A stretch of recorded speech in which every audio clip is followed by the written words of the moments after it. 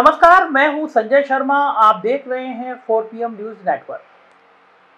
आज मैं बात करूंगा कि आपको किस तरह मूर्ख बनाया जा रहा है। माफ कीजिएगा, मेरे शब्द थोड़े तीखे हैं और आप ही नहीं, मैं भी मूर्ख बन रहा हूं या भारतीय जनमानस मूर्ख बन रहा है। देश के दूसरे सबसे बड़े उद्योगपति हैं, नाम है मुकेश अंबानी। पिछला इतिहास देखेंगे तो पिता बहुत गरीब थे। पिताजी वीरू भाई अंबानी पकौड़े बेचा करते थे, पेट्रोल पंप पे पेट्रोल डाला करते थे, लेकिन अब मुकेश अंबानी देश के दूसरे सबसे बड़े पैसे वाले हो गए। अच्छी बात है, आप बहुत बड़े पैसे वाले हो जाएं, देश के लिए कुछ करें तो ये अच्छी बात है। जब बड़े आदमी हो गए तो लगा कि अब देश की ताकत अपने हाथ में होनी चाहिए। ताकत कैसे होती है? ताकत सत्ता, नौकरशाही और मीडिया, ये तीन की कमान अपने हाथ में होना चाहिए। बहुत बड़ी संख्या में नौकरशाह पैसे से मैनेज हो जाते हैं, सत्ता के साथ आप बिजनेस डील करते हैं और बचा मीडिया। तो अंबानी जी ने भी मीडिया खरीदा, चैनल शुरू कर दिया। ईटीवी एक बहुत बड़ा चैनल था आंध्रा का, रामोजी राव सिटी में था, खरीदा, जो आजकल नेटवर्क 18 है। जब मुकेश अंबानी ने ये चैनल खरीदा तो मुझे लगा कि अच्छी बात है, अब मुकेश अंबानी का चैनल राष्ट्र के लिए एक अच्छी सकारात्मक मीडिया का नुमाइंदा पेश करेगा। समाज में जो गरीब हैं, वंचित हैं, शोषित हैं, वो किस तरह आगे आ सकते हैं, इसका एक प्लेटफॉर्म देगा। देश की 80% आबादी जो बेहद गरीब है, उसका एक एक्शन प्लान देगा। चैनल के माध्यम से समझाएगा कि आप क्या काम करें जो देश तरक्की करे। लेकिन मुकेश अंबानी ने जो रास्ता चुना वो बहुत खतरनाक था। उनके चैनल दिन रात देश में हिंदू और मुसलमान के बीच तनाव पैदा करने में जुट गए। आप जो यूट्यूब पे डालते हैं या टीवी पे देखते हैं, जो लाइनें लिख के आती हैं चार, उसको थंबनेल बोलते हैं। मेरे साइड में आप देख रहे होंगे ये थंबनेल ऐसे होते हैं कि किसी भी समुदाय के लोगों को देखकर गुस्सा आ जाए, और ये बहुसंख्यक समाज को भड़काने के लिए थंबनेल बनाए जाते हैं। मुकेश अंबानी का चैनल जहरीले चैनल में बदल गया। वहां पे कुछ टीका लगाए पंडित जी, कुछ दाढ़ी वाले मौलाना प्रायोजित तरीके से बुलाए जाने लगे। चैनल में बैठ के एक दूसरे के मजहब के खिलाफ गाली गलौज करने लगे, एक दूसरे के धर्म को बुरा भला करने लगे और खास तौर से मुसलमानों को टारगेट करने लगे। चैनल का मकसद बन गया कि किसी भी तरह देश में एक हिंसक वातावरण तैयार करो, जिससे बहुसंख्यक समाज को लगे कि अल्पसंख्यक उन पे कब्जा कर देंगे। ये बहुत खतरनाक साजिश थी, और यही साजिश जो मुकेश अंबानी के चैनल कर रहे हैं, यही पाकिस्तान की खुफिया एजेंसी ISI करती है। आप थोड़ी देर को बैठ के सोचिएगा, ISI का सबसे बड़ा लक्ष्य क्या है? ISI का, पाकिस्तान की खुफिया एजेंसी का सबसे बड़ा लक्ष्य है कि देश में, भारत में हिंदू और मुसलमानों के बीच फसाद पैदा होता रहे, दोनों के बीच तनाव होता रहे, झगड़े होते रहे, दंगे होते रहे, जिससे ये दो कम्युनिटी आपस में एकजुट ना हो पाए। जब इनके बीच तनाव होगा, जब इनके बीच फसाद होगा, दंगे होंगे, तो देश का माहौल खराब होगा, आर्थिक स्थिति से देश कमजोर होगा। तो राजनीति में कुछ लोगों को फायदा मिल जाएगा, और जिनको फायदा मिल जाएगा, मुकेश अंबानी उनके दोस्त। यहां तक कि सब बात आप जानते हैं कि किस तरह अंबानी के चैनल इस देश में, इस समाज में जहर होके दो लोगों के बीच झगड़ा कराने में जुटे हैं। लेकिन अब मैं आपको दूसरी बात बताता हूं, आप चौंक जाएंगे। जिन मुसलमानों को लेकर अंबानी के चैनल दिन भर नफरत परोसते रहते हैं, आपके दिमाग को कुंद करते रहते हैं, आपके दिमाग को कूड़ा घर में तब्दील करे रहते हैं, उन्हीं मुसलमानों का प्रिय देश दुबई में मुकेश अंबानी ने पॉम जमेरा नाम के पॉश इलाके में एक बहुत बड़ा विला खरीदा है। छोटा मोटा नहीं, दुबई हाउसिंग कमेटी के मुताबिक इस विला का दाम लगभग 1,500 करोड़ रुपया है। चौंक गए ना? 1,500 करोड़ रुपए का विला खरीदा है। इस समय में जब भारत में पूरी दुनिया के सबसे ज्यादा गरीब निवास करते हैं, अमीरी और गरीबी में इतना फर्क है कि देखकर आप चौंक जाएंगे। देश के 10% लोगों के पास भारत की लगभग 77% संपत्ति है। अरबपतियों की संपत्ति संपूर्ण भारत की जीडीपी से ज्यादा है। दुनिया भर में असमानता पर साक्ष्यआधारी शोध करने वाली फ्रांस की कंपनी, जो कंपनी है उसके द्वारा तैयार की गई इस रिपोर्ट में कहा गया है कि भारत में काफी गरीबी और असमानता है, जबकि यहाँ का एक बड़ा वर्ग अकूत संपत्ति का मालिक है।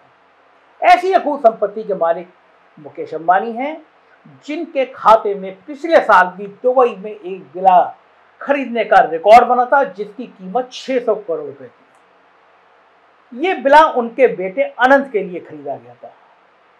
जिस देश में एक पिता अपनी बेटी के लिए एक खिलौने वाली गुड़िया नहीं ले सकता, उसी देश के दंपति अपनी आतिशबाजी, बंगले, महंगी गाड़ियां खरीदते जा रहे हैं, जहां उन गरीब के बच्चे के पास पहनने को सादी चप्पल तक नहीं है। वहीं ऐसी अंधी संपत्ति के मालिकों के धन कुबेरों के सामने अच्छा से अच्छा दिखना अय्याशी से अय्याशी करने का मतलब है। गलती सिर्फ मुकेश अंबानी की नहीं, बल्कि देश के सारे ऐसे अरबपतियों की है जिनकी संपत्ति का सिर्फ 1% हिस्सा देश की एक बहुसंख्यक आबादी की, गरीबों की आबादी की मदद कर सकता है। धीरूभाई अंबानी खुद गरीबी से आए थे, उनसे बेहतर इस दुविधा को शायद ही कोई समझ पाता अगर आज वो जीवित होते। मुकेश अंबानी की नई विला में 2000 से अधिक खिड़कियां हैं। 2000 से ज्यादा खिड़कियां हैं दुबई में, जो 1,500 करोड़ में खरीदा गया है। मेरे देश में कई गरीब उस खिड़की से अंदर देख रहे हैं कि काश एक खिड़की उनकी भी होती। उनके पास तो पक्का घर, कच्चा घर तक नहीं है। देश का नेतृत्व कहता है कि पकौड़े तल लो नौकरी के लिए, नौकरी छोड़ो, नौकरी नहीं मिली तो पकौड़े तल लो, लेकिन पकौड़े तलने के लिए भी तेल तक के पैसे नहीं। जिस देश का हर तरीके से बंटवारा किया जा रहा है, वो इस अमीर और गरीब के बंटवारे के बारे में कोई बात करना पसंद ही नहीं करेगा। सत्ता कभी बात नहीं करेगी। गरीबी का कोई धर्म मौजूद नहीं है। जो व्यक्ति आजकल के माहौल में हिंदू मुसलमान के बंटवारे में विश्वास करते हैं, पूछिए कि अपने आप से कि कितना फर्क है हिंदू और मुसलमान में, शाहरुख खान और अक्षय कुमार में। कहने को दोनों अलग अलग है, ब्रांड है फिल्म इंडस्ट्री के। क्या अलग खाना खाते हैं, अलग तरीके से कपड़े पहनते हैं? क्या उनके बच्चे एक जैसे स्कूलों में नहीं पढ़ पाएंगे? क्या उनका खून अलग है? शाहरुख का लाल है, अक्षय का काला है, या अक्षय का लाल है, शाहरुख का काला है? सोचिए कितना फर्क है झोपड़ी में रहने वाले अब्दुल और प्रकाश में। जवाब है बिल्कुल नहीं। दोनों का मजहब, दोनों का धर्म सिर्फ गरीबी है। अगर सांप्रदायिक दंगों में कोई मरता है तो वो गरीब है, और मुकेश अंबानी द्वारा ये जबरदस्त बड़ा बंगला इसी फर्क को सामने लाकर रख देता है। मैं आज बड़ा चौंका। एक नौजवान है, बिल्कुल 20-22 साल का नौजवान, उसने कुछ लाइनें लिख के भेजी हैं मेरे को। मुझसे उसने मैसेज किया कि ये लाइनें अगर आप वीडियो बोले तो पढ़िएगा जी। मैं आराम पढ़ रहा हूँ, आप सोचिएगा कितनी शानदार लाइनें एक नौजवान ने लिखी हैं। लिखा है उसने, नहीं पसंद आपको उसी पुरानी पोशाक में बाजार जाना, नहीं पसंद आपको उसी पुरानी पोशाक में बाजार जाना, बोलूं कैसे मेरे जैसा तोहे है गूंगा, अपने किसी बक्से में अपने पुरानी पोशाक डाल दो, गरीब हूं साहब, अपनी बच्ची के लिए फ्रॉक बना लूंगा।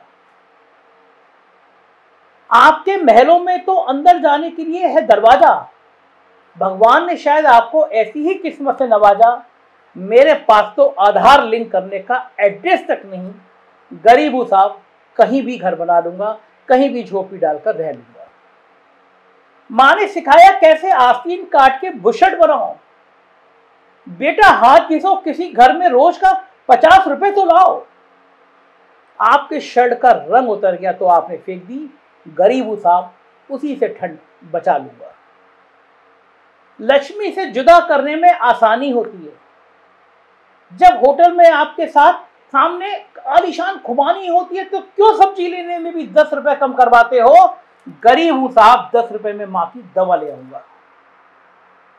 ख्वाहिश तो मेरी सिर्फ इतनी सी है, अंधेरे कमरे में एक तीली सी है, पढ़ लिख के मेरे बच्चे कुछ बन जाएं। गरीब हूं साहब, अपने बच्चे को गरीब नहीं चाहूंगा।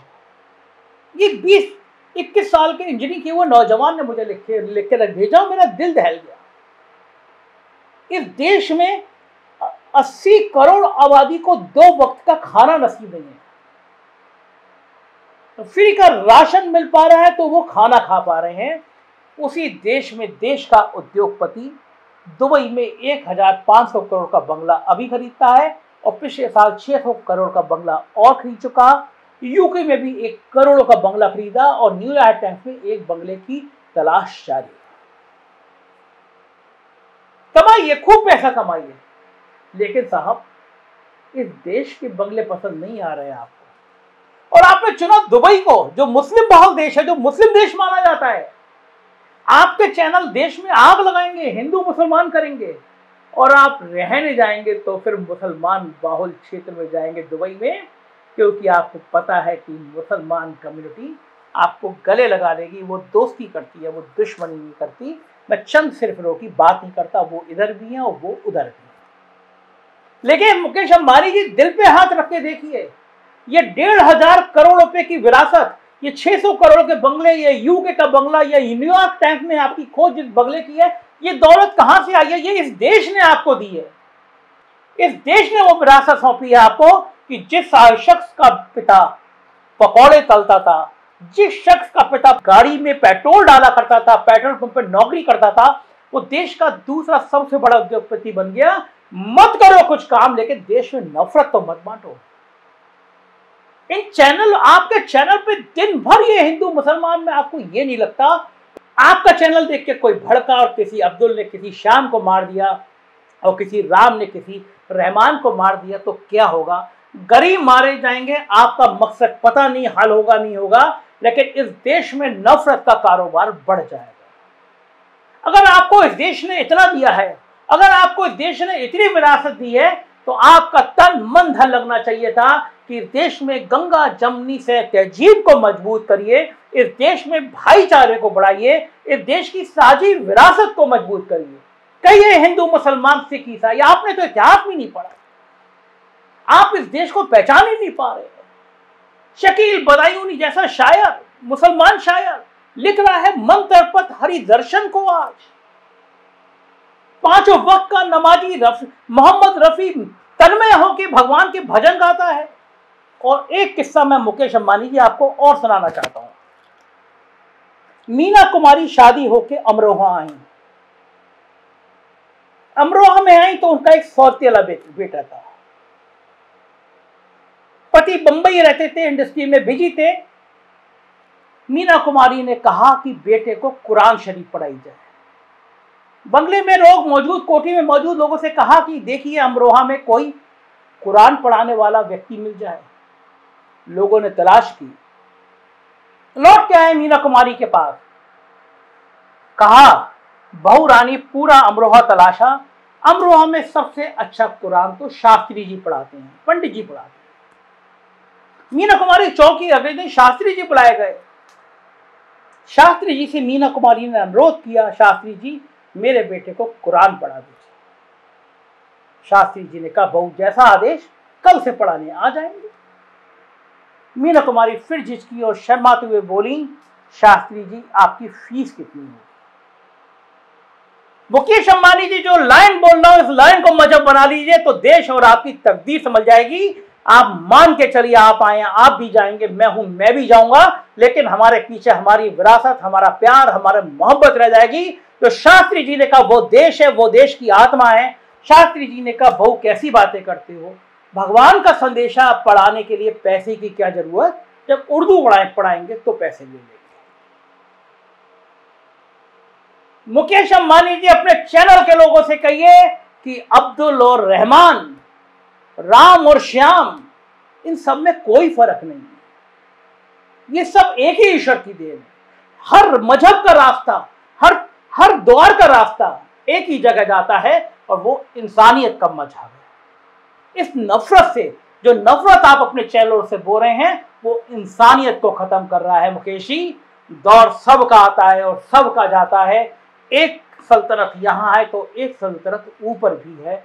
हिसाब यहाँ पे भी होता है और हिसाब वहां पे भी होता है। जो आप आज बोल रहे हैं वो कल आप वहां काटेंगे। उस दौर की तरफ देखिए, उस दौर के दस्तक को देखिए, उस परमपिता परमेश्वर को याद कीजिए और कोशिश करिए कि 1,500 करोड़ के बंगले खरीदने से पहले आपको इस देश के 80 करोड़ उन लोगों का चेहरा सामने आए जो 2 वक्त की रोटी भी नहीं खा पा रहे हैं, भूखे हैं, प्यासे हैं, और आपको ये लगे कि मुझे इस मुल्क में नफरत नहीं बांटनी चाहिए। सोचिएगा मुकेश जी, जरूर। मुझे इंतजार रहेगा आपके जवाब का। शुक्रिया।